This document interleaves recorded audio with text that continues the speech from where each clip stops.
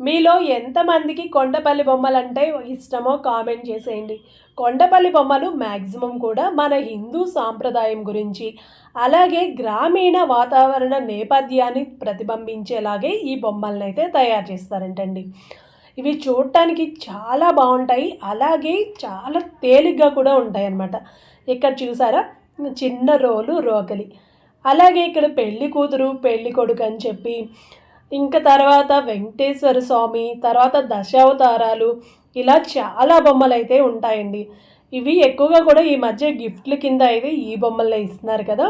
మా చిన్నప్పుడు మా ఇల్లు కన్స్ట్రక్షన్ జరిగిన తర్వాత గృహప్రవేశానికి మా బాబాయ్ ఏం చేశారంటే మాకు దశావతారాలు ఉన్న సెట్ని అయితే గిఫ్ట్ కింద ఇచ్చారనమాట. మేము ఇప్పటికి కూడా మా అమ్మ ఏం చేసిందంటే షెల్ఫ్లో చాలా భద్రంగా వాటిని భద్రపరిచింది. ఈ కొండపల్లి బొమ్మలకి చాలా పెద్ద చరిత్ర ఉందండి. ఇవి కొండపల్లి చుట్టుపక్కల ఉన్న అడవిల్లో దొరికే పొనికి అనే తేలికపాటి చెక్క నుండి ఈ బొమ్మల్ని తయారు చేస్తారంట.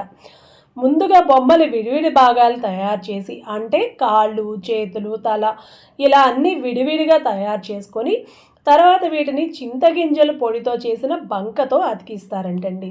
ఎక్కువగా సహజ సిద్ధమైన రంగుల్ని, బాగా శక్తివంతమైన రంగుల్ని ఈ బొమ్మలకి వాడతారంట. అలా వాడటం వల్ల ఇవి పైనుంచి ఏదో పెయింట్ చేశారు అన్న ఫీలింగ్ రాకుండా చెక్కలోనే ఈ ప్రింట్ వచ్చిందేమో అన్నంత సహజ సిద్ధంగా అయితే ఈ పెయింట్ అయితే ఉంటుందండి. అందుకే ఈ బొమ్మలకి అంత డిమాండ్ అనమాట.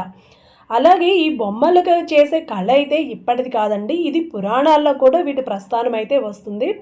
400 ఏళ్ల క్రితం నుంచి ఈ కళనైతే ఈ కళాకారులు పోషిస్తున్నారు.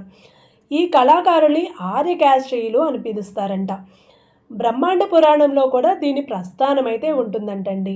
ఈ కళాకారులు 16వ శతాబ్దంలో రాజస్థాన్ నుండి కొండపల్లికి వలస వచ్చారని అంటారు. వీడియో నచ్చితే లైక్ చేయండి, ప్లీజ్ సబ్స్క్రైబ్.